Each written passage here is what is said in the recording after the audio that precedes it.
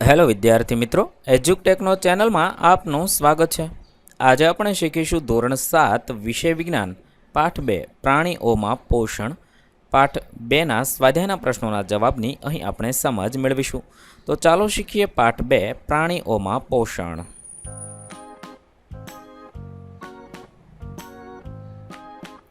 પ્રશ્ન નંબર 1, ખાલી જગ્યા પૂરો.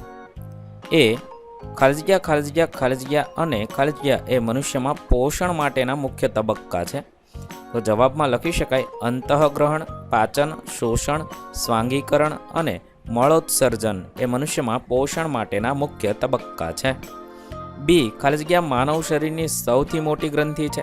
તો યકૃત. સી, જઠર હાઇડ્રોક્લોરિક એસિડ અને પાચક રસોનો સ્ત્રાવ કરે છે, જે ખોરાક પર કાર્ય કરે છે. ડી, નાના આંતરડાની અંદરની દિવાલમાં ઘણા આંગળી જેવા પ્રવર્ધો આવેલા છે, જેને ખાલી જગ્યા કહે છે, તો તેને રસાંકુરો કહે છે. ઈ, અમીબા તેના ખોરાકનું પાચન ખાલી જગ્યામાં કરે છે, અન્નધાનીમાં કરે છે. ત્યાર પછી પ્રશ્ન નંબર 2, સાચા વિધાન સામે ટી અને ખોટા વિધાન સામે એફ પર નિશાની કરવાની છે. એ, સ્ટાર્ચનું પાચન જઠરમાં થાય છે. તો એફ એટલે કે ખોટું છે, તેના સામે નિશાની કરીશું.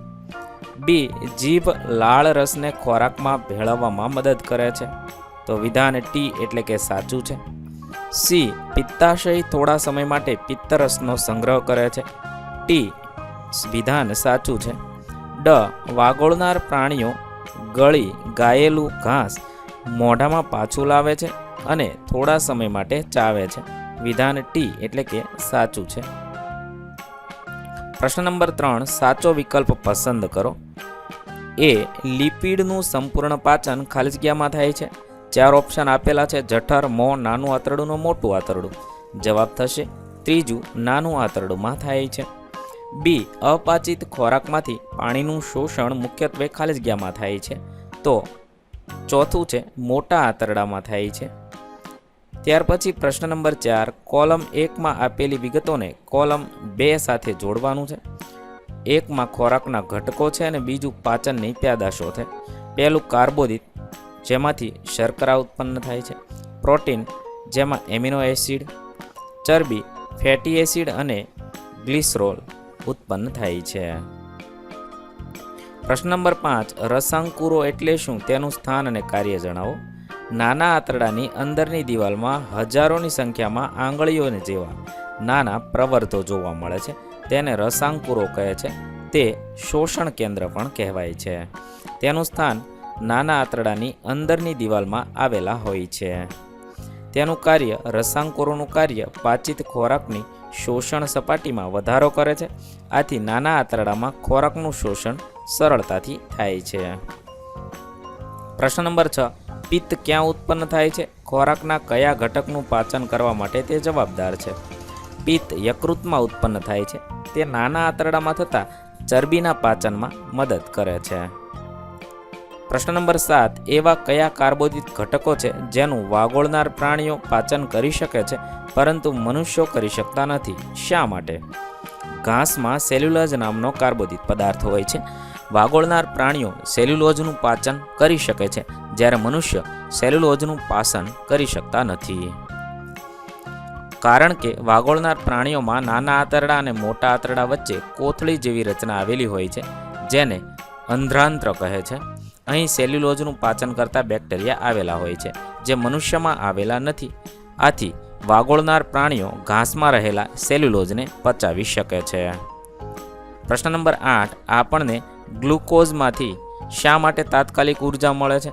ગ્લુકોઝ કાર્બોદિતનું સરળ સ્વરૂપ છે. ગ્લુકોઝને ખોરાક તરીકે લેવાથી તેને પાચનના તબક્કામાંથી પસાર થવાની જરૂર નથી. તે સીધો જ રુધિરમાં શોષાઈ શકે તેવો પદાર્થ છે.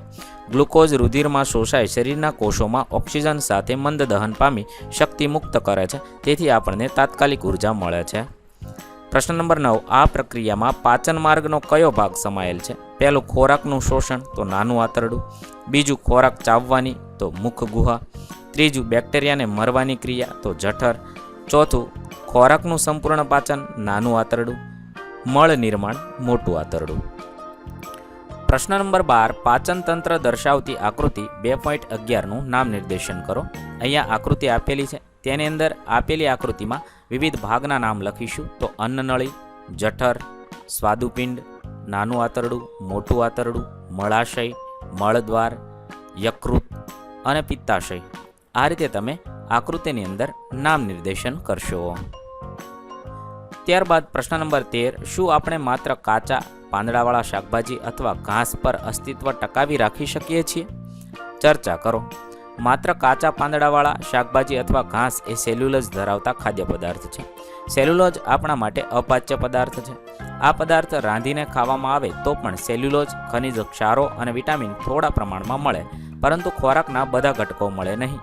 કાર્બોદિત, ચરબી અને પ્રોટીન જેવા અગત્યના ઘટકો વગર અસ્તિત્વ ટકાવવું શક્ય નથી. અહીં આપણા પાઠ 2ના પ્રશ્નોના જવાબ પૂર્ણ થશે. વિદ્યાર્થી મિત્રો, ધોરણ 7ના વિજ્ઞાન વિષયના તમામ પાઠના પ્રશ્નોના જવાબના વિડીયો આપણી ચેનલ પર ઉપલબ્ધ છે, જે તમે ધોરણ 7 વિજ્ઞાન સ્વાધ્યાય નામના પ્લેલિસ્ટમાંથી મેળવી શકો છો. પ્લેલિસ્ટની લિંક વિડીયોના ડિસ્ક્રિપ્શનમાં આપેલી છે. તથા જો તમારે તેની પીડીએફની જરૂર હોય તો તે તમે આપણી એપ્લિકેશન પરથી મેળવી શકો છો. એપ્લિકેશનની લિંક પણ વિડીયોના ડિસ્ક્રિપ્શનમાં આપેલી છે. વિદ્યાર્થી મિત્રો, આપેલા વિડીયોની જો તમારે પીડીએફની જરૂર હોય તો તમે આપણી એપ્લિકેશન સ્માર્ટ સાથી પરથી મેળવી શકશો. વિદ્યાર્થી મિત્રો, આપણી એપ્લિકેશન સ્માર્ટ સાથી પ્લે સ્ટોરમાં આવી ગઈ છે, જેની અંદર તમે બધા વિભાગ જોઈ શકો છો. તેની અંદર વિવિધ ધોરણ છે. ધોરણ ઉપર ક્લિક કરતા વિવિધ વિષય ખુલશે. વિષય ઉપર ક્લિક કરતા તેની અંદર આવતા પાઠ ખુલશે. તેની અંદરથી તમે પાઠ્યપુસ્તક પણ ડાઉનલોડ કરી શકો છો. તેની અંદર આપેલા પાઠમાં ક્લિક કરતા તમે પાઠની પીડીએફ, સ્વાધ્યાયની પીડીએફ, સ્વાધ્યાયન પોથીની પીડીએફ, પાઠના વિવિધ વિડીયોઝ, સ્વાધ્યાયના વિડીયોઝ, સ્વાધ્યાયન પોથીના વિડીયોઝ બધું જોઈ શકો છો અને ડાઉનલોડ પણ માત્ર એક ક્લિકમાં કરી શકો છો. વિદ્યાર્થી મિત્રો, આપણી એપને સપોર્ટ કરજો, ડાઉનલોડ કરજો.